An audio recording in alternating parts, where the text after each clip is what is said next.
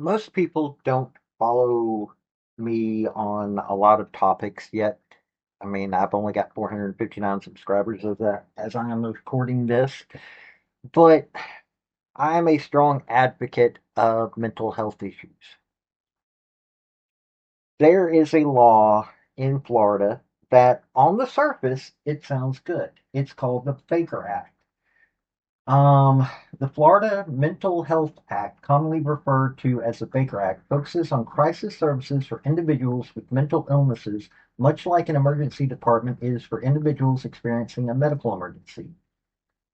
What the criteria is an individual must be taken to a receiving facility for involuntary examination under the Baker Act if there's reason to believe he or she has a mental illness and due to a mental illness the person has refused or is unable to determine if examination is necessary, and either without care or treatment the individual is unlikely to care for themselves, which can result in substantial harm to their well-being, and it is not evident that harm can be avoided through familial intervention or other services, or it is likely based on recent behavior that without treatment the individual will pose a serious threat to themselves or others.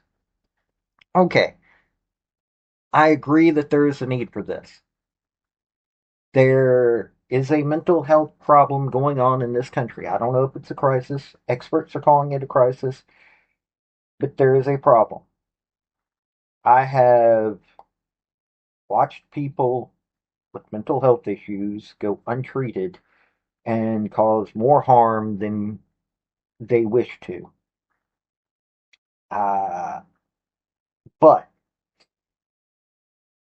I think that you're going to hear two cases in this video. I'm going to first let you hear from some mental health professionals. I found a couple of news clips that you get to hear from mental health professionals. So let's hear that first, and then we'll come back, and I'm going to talk a little bit more. Howdy, y'all. This is Paul, the Redneck Thinker. What we have here is a channel to communicate. I want you folks to be thinking about the time you leave my videos. Why? Because I'm tired of people talking via what other people tell them to think. So, watch my video and enjoy the chance to think for yourself. Starting next week, Florida will have new guidelines when it comes to people getting emergency mental health services. We're talking about the Baker Act. West 2's Christina Watkins tells us about the bill Governor Ron DeSantis signed into law and the millions of dollars going toward crucial care. For the first time since the 1970s, changes are coming to Florida's Mental Health Act, commonly referred to as the Baker Act. It focuses on crisis services for people living with a mental illness, giving them involuntary treatment during their medical emergency. We need it absolutely in Florida because when a person is in that place, they don't really know how to get back to stabilization. Governor Ron DeSantis recently signed House Bill 7021 into law. The new legislation eases the ability to get those involuntary services. It also allows law enforcement officers to push more easily for involuntary exams when necessary. Was it due for a change? Did it need a change? I think it did need a change, and I'm very happy about the change that we have. Now, on the flip side of that, we also have to talk about some things that may be controversial or challenges with this change. Licensed therapist Charlotte McCullough says the new law is a good thing for mental health care, but she wants to make sure officers get the proper training. How are we going to make sure that the police officers are not underusing this or overusing it? What type of training they need now so that this is something that trickles down to be positive in the community. McCullough says she also wants to make sure the millions of dollars the governor approved with this legislation makes it into the right hands. $50 million is going to the Department of Children and Families for mental health care and substance abuse care. You've got a smile Absolutely. on your face. So you did see that like brighten my face, right? But the challenge with that is when do those funds, when are they going to be released and how will they really be dispersed in our community? The new law goes into effect July 1st. In Orlando, Christina Watkins, West 2 News. Right now on WESH.com, you can find mental health resources available in Central Florida. And if you or someone you know is in a crisis, call or text 988, which is the National Suicide and Crisis Lifeline.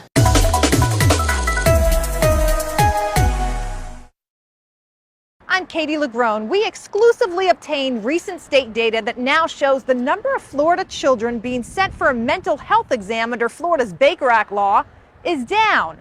But it's not all good news. It's a powerful lens into Florida's mental health crisis. The numbers, more than 161,000, and the kids, nearly 30,000.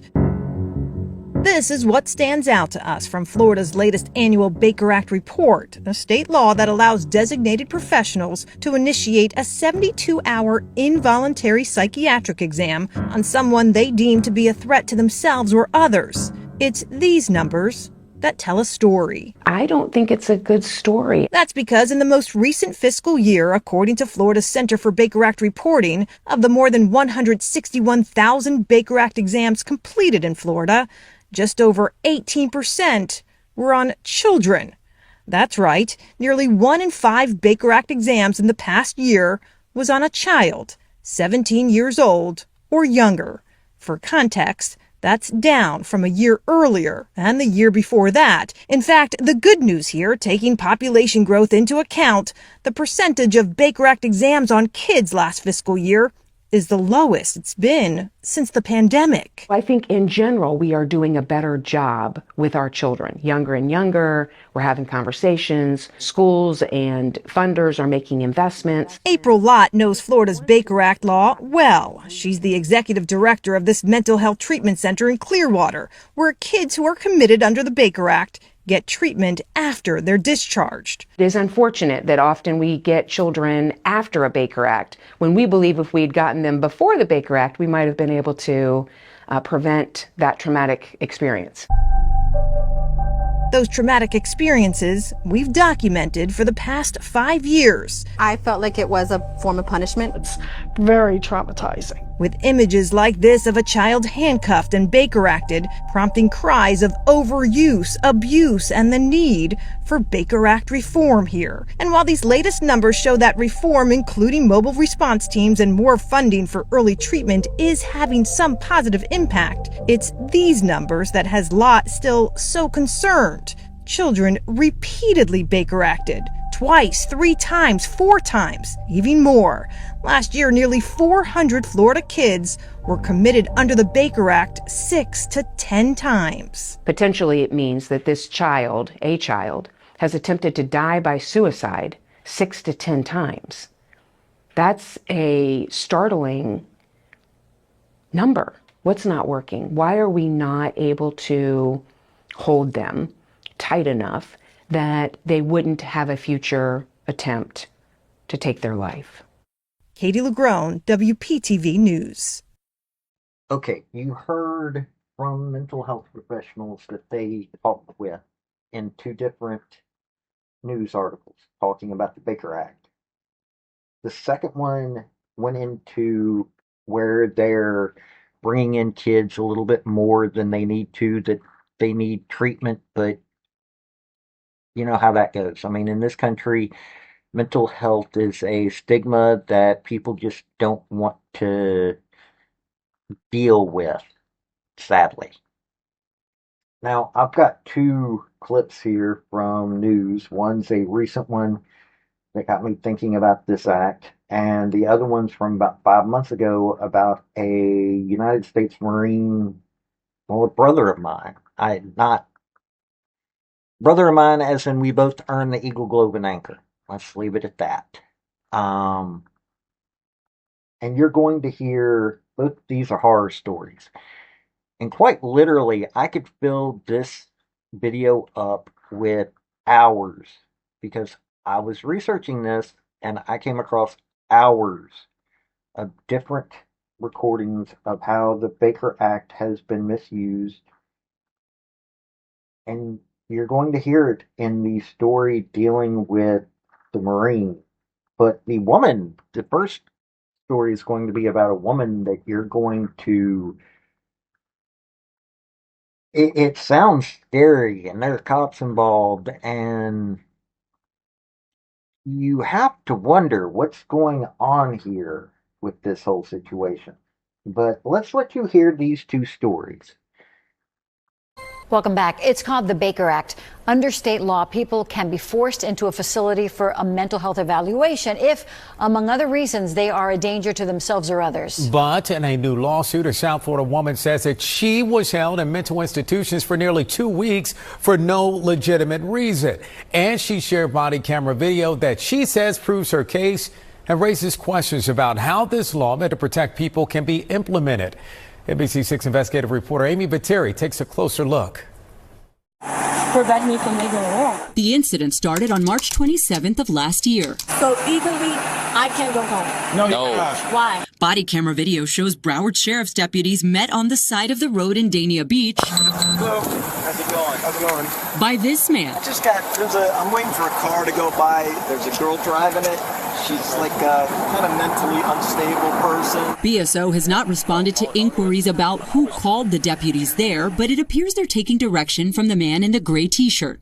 She's heading over here right now. Pinging her or? Yes, they have a GPS on her. He asks deputies to follow him to a nearby parking lot once she arrives. I have a doctor, Dr. Boba from Hollywood Memorial Hospital, who's over there right now waiting for her to show up, and he's going to Baker Act. And when I showed up, it obviously was not an estimate. Demore Hadley says she was lured to that parking lot by someone posing as a potential client for the landscaping company she runs with her then boyfriend, now husband. But according to her lawsuit, when she showed up, she was approached by several people. We're going to take her. Including Dr. Daniel Bober, the chief of psychiatry at Memorial Regional Hospital, who also runs a private practice and has been featured as a mental health expert on media outlets, including NBC6. I already knew I had intuition. Something is not right here. Deputies also had questions for those present, at least at first. Who are you guys? So we're a mobile crisis team working with Dr. Bober from Hollywood Memorial Hospital. Okay. Memorial Healthcare tells us there is no mobile crisis team affiliated with the hospital,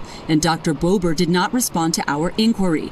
We found the people seen here, James Fondo and Stephen and Jessica Cady, are actually owners of Sig9, a private security company. The men, both former high-ranking BSO officers, according to their bios. Am I being detained? For now, you're being detained. The Baker Act, which Dr. Bober was citing, allows a physician to order someone they've examined in the previous 48 hours be held against their will in a mental health facility if they pose a risk to themselves or others, and the doctor can ask law enforcement to take them there. He's not my doctor. He's never seen me in my life. A concern Demore raises several times in the video. He's a doctor. He's part of the mobile crisis unit. I've never spoken to him. I don't care. And she also says he never examined her. On the Baker Act paperwork, Dr. Bober certified he did that exam at 5:56 p.m. that day. The same time, video shows them all still in that parking lot. He diagnosed her with an unspecified psychosis, adding she was a risk to herself. I have 3 different collateral sources of information that say that she's been acting psychotic, that she threatened to overdose yesterday. What he told me was, we received a call from your family that you tried to OD the night before, and you're being Baker acted. And my question was like, what are you talking about? Experts tell us it's common for doctors to take families' concerns into account, and ultimately the decision to Baker Act someone is up to the healthcare professional on scene. In the lawsuit, Demore says she has no mental health history and does not use illegal drugs. She also shared records from Memorial Regional showing drug test results from that day were negative. I have concerns about how all of this happened. Attorney Hilton Napoleon is representing Demore in the lawsuit she filed this month, alleging she spent nearly 2 weeks falsely detained under Florida's Baker Act and Marchman Act, a similar law that allows involuntary substance abuse treatment. She claims it all stems from an ongoing dispute between Demore and her own mother, who denies the allegations, saying in a motion to dismiss the lawsuit that the family attempted to get help out of concern for her daughter's physical and mental well-being. I've been practicing law for 20 years and I've never seen a case like this before. Demore's lawsuit claims deputies never verified the identity of the individuals on scene and took their word, despite Demore repeatedly voicing concerns. In a statement, Sig9 says they were engaged by a licensed mental health professional to assist with a voluntary transport for psychiatric evaluation to avoid the need for law enforcement intervention. So I can't drive myself? No, you're going to have to go with them. Video shows Demore asked to be transported by deputies and was told this. I can't ride with you and you guys take me? You're going to be in handcuffs, so dog's not going to be able to come? No, I don't want to be in handcuffs. Okay. Okay.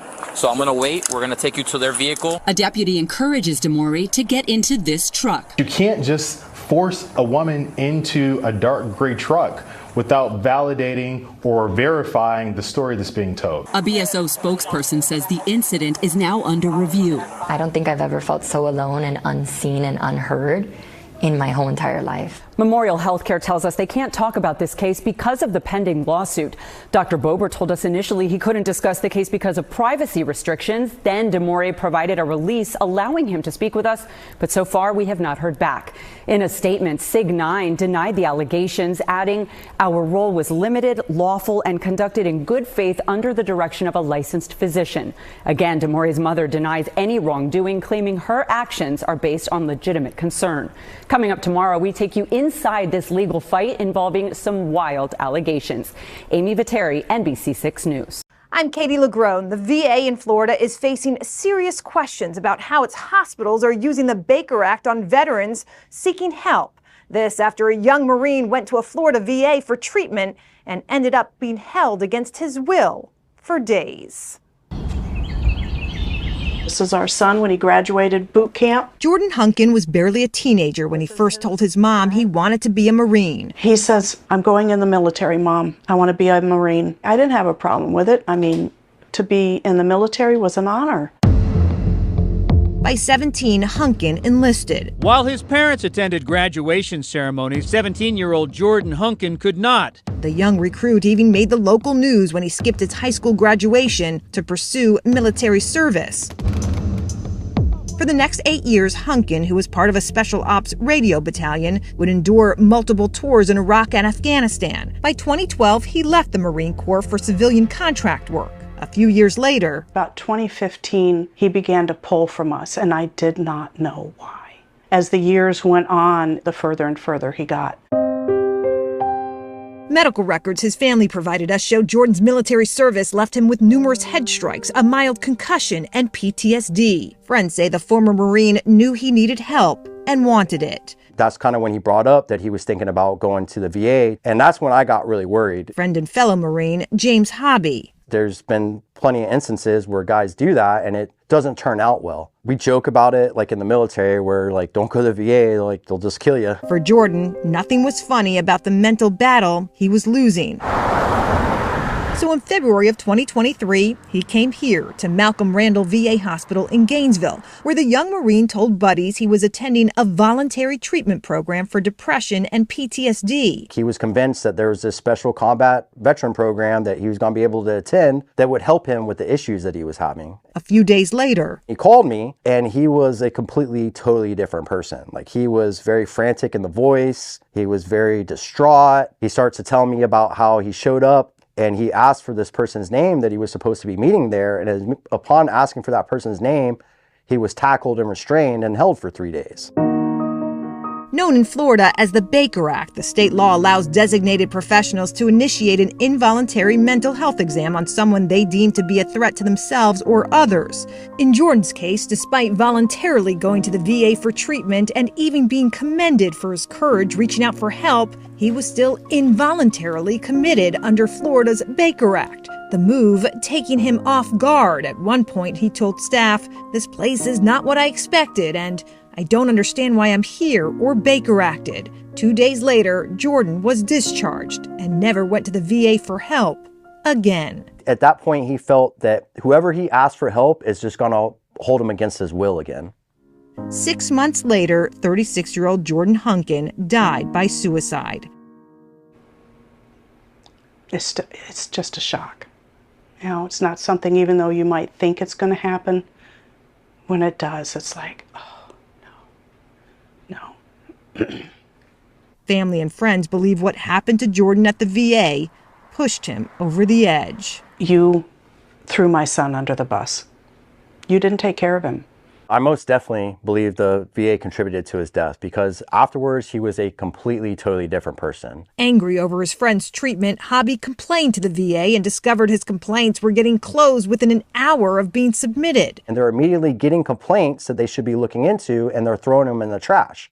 He went up the chain, eventually getting the attention of the VA's Office of Inspector General, who investigated. A few months later, the IG released this report that found Jordan was incorrectly Baker Acted, his rights violated. There's more. No Baker Act training, no Baker Act oversight, no Baker Act tracking. In fact, the Inspector General's report, which doesn't name Jordan for privacy reasons, suggested what happened to him may have happened to dozens of other veterans seeking help at the same hospital. Would you call it a complete failure? It definitely was a significant failure. Susan Tostenrud is with the VA and says part of the problem is the VA governs by its own set of rules, not Florida law, which sets rules for the Baker Act. I'm unable to say if it's a systemic issue. I can say it could be.